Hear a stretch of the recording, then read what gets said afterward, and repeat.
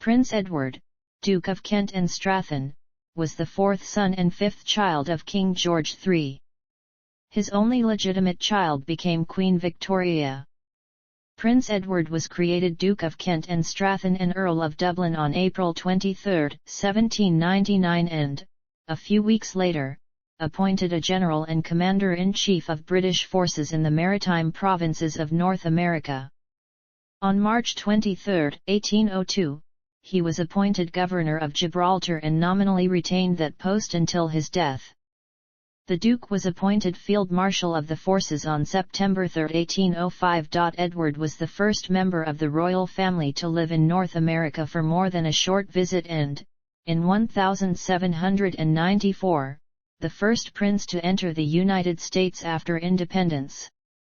He is credited with the first use, on June 27, 1792, of the term Canadian to mean both French and English settlers in Upper and Lower Canada.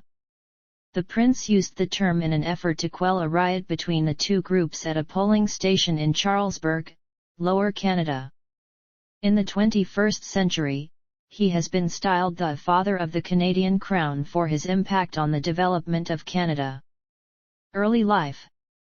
Prince Edward was born on November 2, 1767.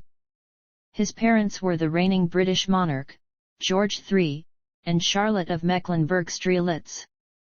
As a son of the British monarch, he was styled His Royal Highness the Prince Edward from birth, and was fourth in the line of succession to the throne.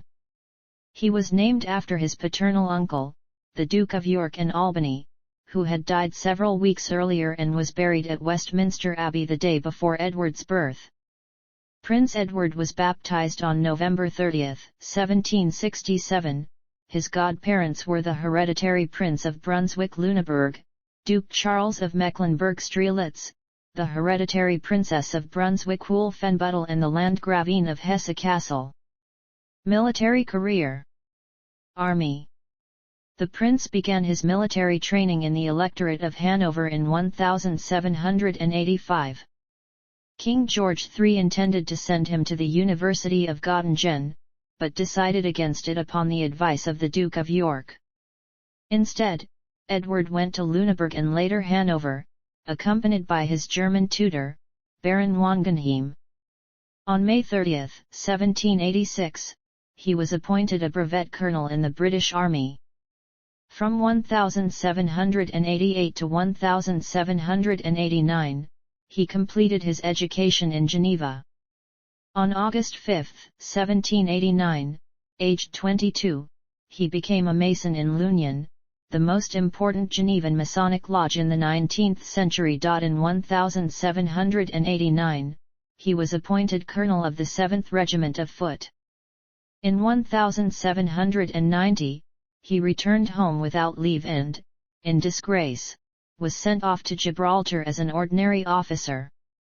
He was joined from Marseilles by Madame de Saint Laurent. Quebec, Nova Scotia, Gibraltar. Personal life and interests. Marriage. Role in the royal succession. Princess Victoria of Saxe-Coburg-Saalfeld. Issue. Mistresses. Various sources report that the Duke of Kent had mistresses. In Geneva, he had two mistresses, Adelaide Dubus and Anne Moore. Dubus died at the birth of her daughter Adelaide Dubus. Anne Gabrielle Alexandrine Moore was the mother of Edward Schenker Skener. Brought up in Geneva as the ostensible son of Timothy Schenker, his father promised to find him a post in the UK civil service, and in 1809 he was appointed a clerk in the Foreign Office, being retired with a pension in 1826. When his half-sister Victoria became queen in 1837, with his English wife Harriet Boyne he returned to Geneva, where he died in 1853. He had no children. In 1790, while still in Geneva, the Duke took up with Madame de Saint Laurent, the wife of a French colonel. She went with him to Canada in 1791, where she was known as Julie de Saint Laurent. She accompanied the Duke for the next 28 years, until his marriage in 1818. The portrait of the Duke by Beechey was hers. Molly Gillen, who was granted access to the Royal Archive at Windsor Castle, established that no children were born of the 27-year relationship between Edward Augustus and Madame de Saint Laurent, although many Canadian families and individuals have claimed descent from them. Such claims can now be discounted in light of this research. Canadian Confederation. While Prince Edward lived in Quebec, he met with Jonathan Sewell, an immigrant American loyalist who played trumpet in the Prince's regimental band. Sewell would rise in Lower Canadian government to hold such offices as Attorney General, Chief Justice, and Speaker of the Legislative Assembly. In 1814, Sewell forwarded to the Duke a copy of his report, A Plan for the Federal Union of British Provinces in North America. The Duke supported Sewell's plan to unify the colonies, offering comments and critiques that would later be cited by Lord Durham and participants of the Charlottetown and Quebec conferences. Edward's 1814 letter to Sewell. My dear Sewell, I have had this day the pleasure of receiving your note of yesterday with its interesting enclosure. Nothing can be better arranged than the whole thing is, or more perfectly, and when I see an opening it is fully my intention to point the matter out to Lord Bathurst and put the paper in his hands, without however telling him from whom I have it, though I shall urge him to have some conversation with you relative to it.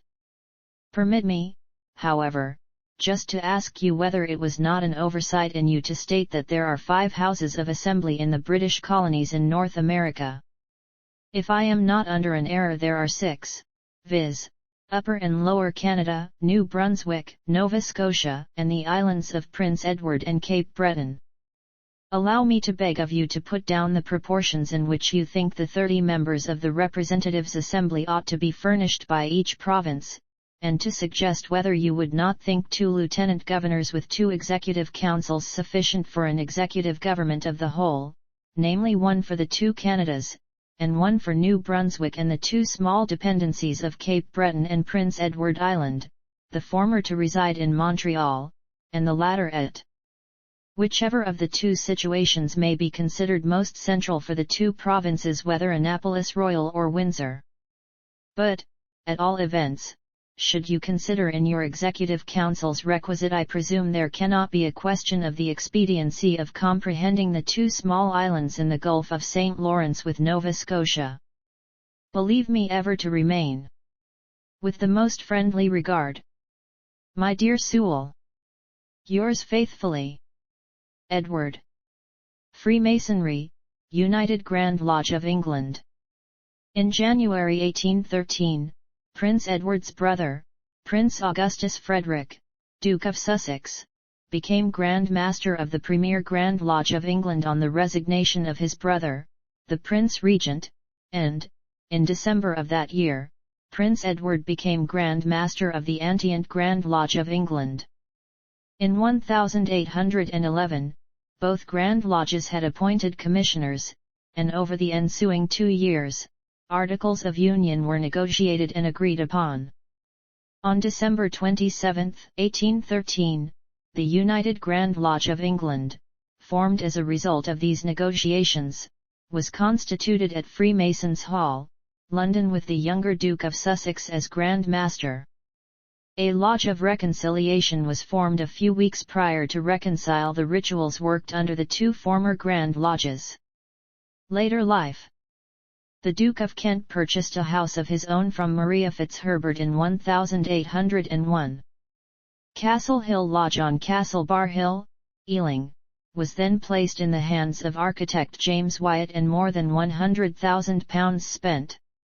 Near neighbours from 1815 to 1817 at Little Boston House were U.S. envoy and future U.S. President John Quincy Adams and his English wife Louisa.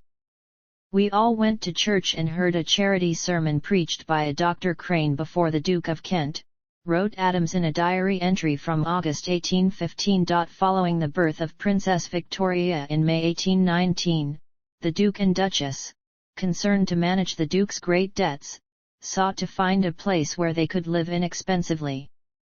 After the coast of Devon was recommended to them, they leased from a General Baines, intending to remain incognito, Woolbrook Cottage on the seaside by Sidmouth. Death.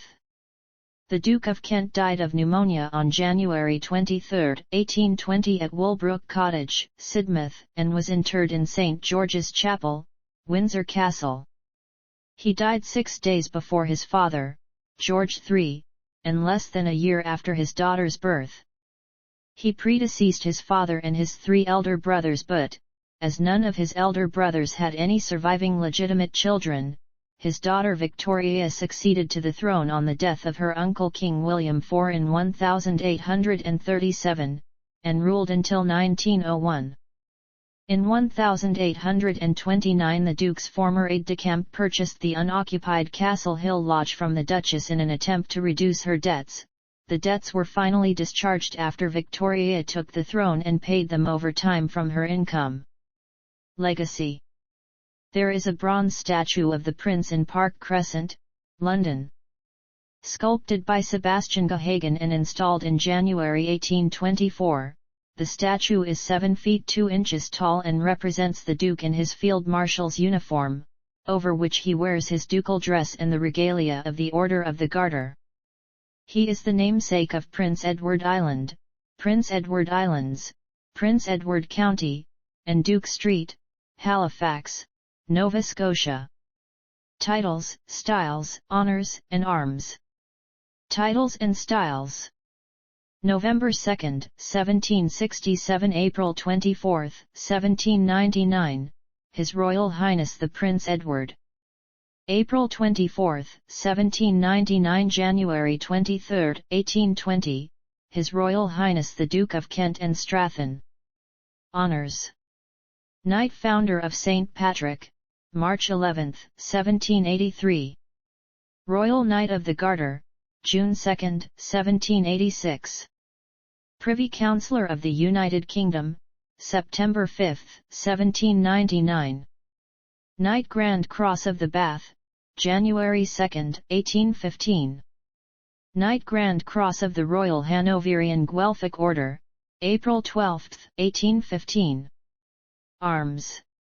As a son of the sovereign, the Duke of Kent had use of the arms of the kingdom from 1801 to his death, differenced by a label argent of 3 points, the centre point bearing a cross gules, the outer points each bearing a fleur-de-lis azure.